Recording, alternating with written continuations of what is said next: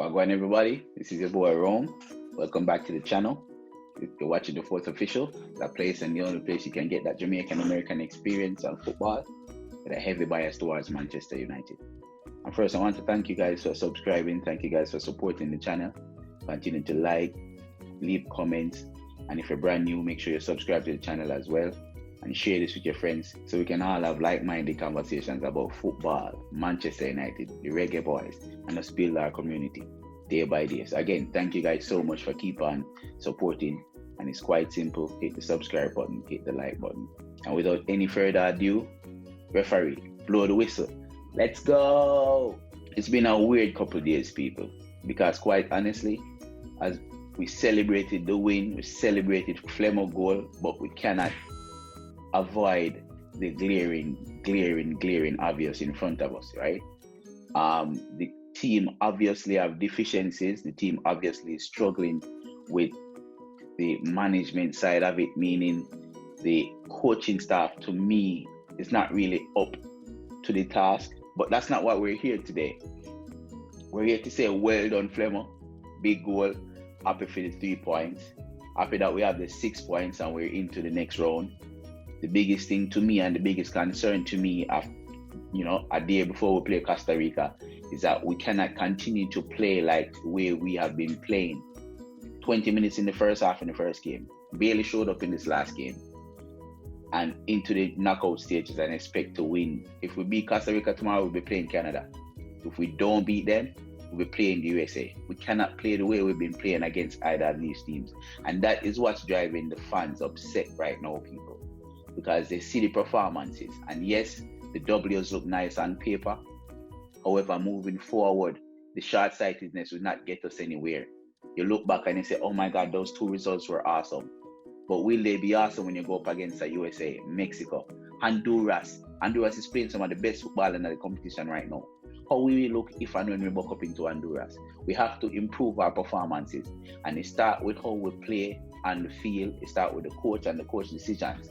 So today, friends, subscribers, viewers, we're going to talk about the many ways in which we can line up against Costa Rica this coming Tuesday to see if we can get the win, start playing some proper football, and utilize this massive, vast array of talent that we have in this rank so far.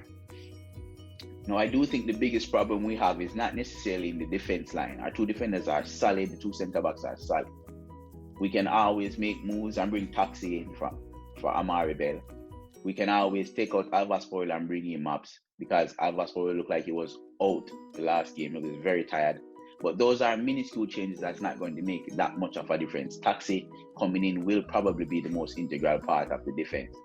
I do believe that Taxi should come in. He looks a lot more dangerous going forward than Amari Bell. However, my biggest issue going forward in this game is that will we go back to playing 2 strikers up front, just negating and neglecting the midfield? And what I mean by that, the coach might play the same 2 strikers up front again. We don't know his thinking. But we won't really litigate that aspect of football again. Let's go ahead and say, okay, maybe the coach is going to give Andre Gray a try this time. Because remember, this is his 3rd game in the group stages.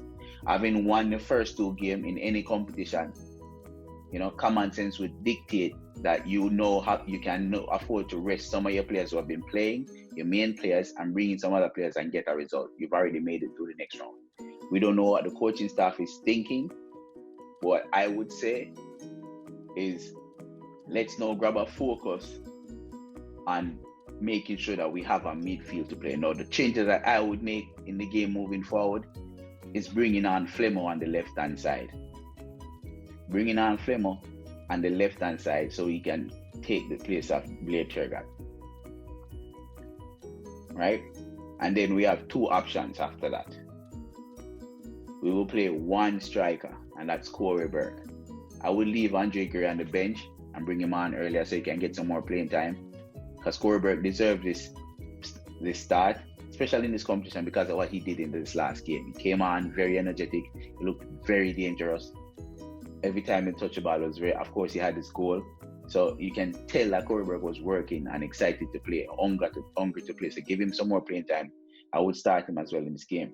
And the same can be said about Andre Gray as well. Andre Gray hasn't played our competition, played 8 games, created a wonderful chance for himself. So I don't see an issue in bringing on Andre Gray, having him start. So those two can interchange for me. It could be Andre Gray, it could be Corey Burke, but one of those two, to me, would be the starting striker in this team. Now it gets tricky because the biggest problem we have in the last game was the space between striker and the two midfielders, right? There's a massive gap between them, anywhere from 25 to 30 yards, maybe 35.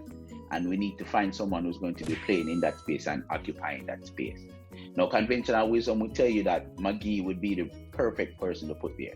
The coach doesn't seem to trust Magee. I don't think he's even warmed up all tournament.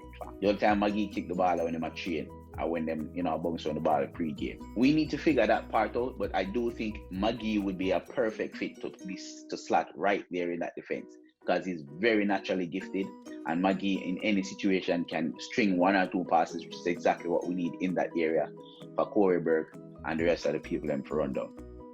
So I would definitely bring back Magee and put him in that midfield. The other option you have is to put Leon Bailey in that position as well.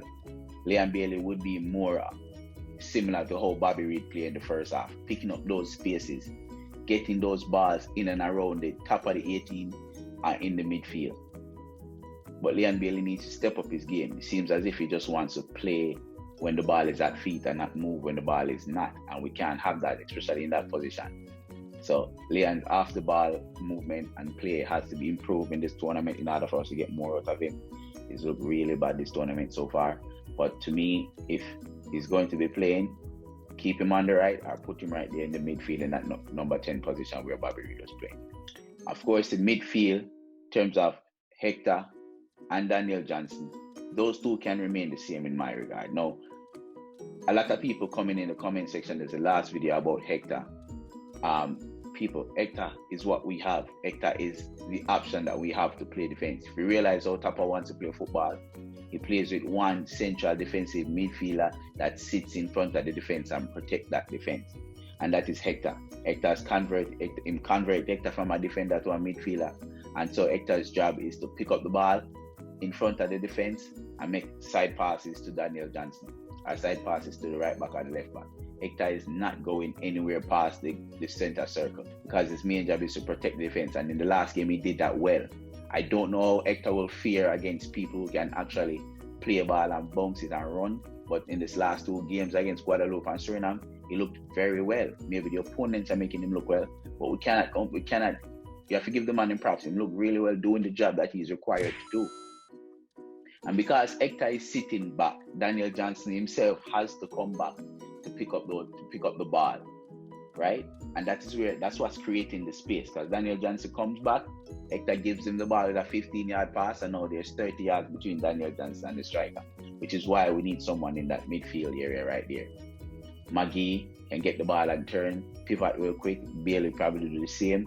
I worry about Bailey playing in that particular area because if he plays in there and he loses the ball, he doesn't have a very good track record of running back and defending. So, and if you lose the ball in those areas, you leave your team vulnerable. It's very difficult to determine if Bailey would probably do a good job. I think if they can get him in there 15 minutes in the next game, maybe see how he looks, because Bobby Reid is not coming back, and we will continue to have that position as an issue. Now, there's also the other option of playing Speedy. So play Speedy next to Hector and push Daniel Johnson further up the pitch. That is also an option. I've not heard anyone saying that yet, but if Speedy is such a tenacious, midfielder that is always up and down, always looking to get the ball, always looking to move, Speedy can always be that number 8 and push Daniel Johnson up further. A lot of people saying Daniel Johnson can play creative, Daniel Johnson can play attacking midfield. Well, give him the opportunity to do so. If you don't trust Magee and you play Speedy in the last 2 games, put him right there next to Hector. Have him play ball with Hector, make him be the outlet for Hector while Hector sits, and push Daniel Johnson up further. You have options. You have options, fam. You have to use it, because the fact is we cannot play the same way we've been playing against Suriname, against Guadeloupe, versus Costa Rica and get away with it. Not gonna work. I know Costa Rica players up in age and they've been around for a while, but it's still not going to work. These man are experienced and they're going to beat us to shreds if we don't pick up with socks. It's that simple. There's been a lot of talk on, you know, the YouTube environment about Flemo pushing off the, you know, Andre Gray. There's a lot of people stoking ideas that, you know, Jamaican born players are not necessarily loving the idea of the American born players, and there are a lot of people talking about divisions within the team. People who've gone to the game are saying that some Jamaican players over that side warming up at halftime, and then the English players are over this side warming up at halftime. These are testimony from people who go to the games, and I don't want to subscribe to that kind of idea. I don't want to believe the idea that Flemo push off somebody is not necessary. I don't buy into that. I think Flemo, in celebrating, was frustrated. He wasn't trying to scream and jump on anyone and say, yeah, Flemo, just stand up. And he was upset. He didn't see a smile on his face. And the first person touched him, he was like, Flemo didn't look around to say, oh, Andre Gray, come on, family, love me. He just pushed off everyone that was next to him, and everyone continued to celebrate. When Bobby Reed scored, they all continued to celebrate and then celebrate with Bobby Reed. I don't want to see the idea that there's a rift, or people pushing the idea that there's a rift within the team. I don't want to see it, because it's not going to bode well for the team. It's not going to bode well for the fans who just want to see Jamaica win. I want to hold on to the idea that everyone that's called up for the country goes there because they want us to win, and not with some other ulterior motive. So let's not go there, people. You guys know my stance on Theodore Whitmore. I've said it in the previous video, and I continue to hold that stance. But I do want to see what changes will be made. See if Paul Hall or someone else can get in his head, because we need that gap to be closed. We need to start. The only way I'm going to see some proper football if we close that gap, in my opinion. But that's been my views. Let me know yours in the comments. Again, thank you guys so much. I can't emphasize this much more. Thank you guys so much for liking, subscribing, and commenting on the channel. We just started this channel up and we're trying to grow as much as possible. We're heading to 500, and then after that, 1 grand. Thank you guys again. Keep sharing, keep commenting. If you're brand new, make sure you drop a like on the video. Subscribe if you're brand new. Thank you very much again. Stay safe. Take care of yourself. Manaz.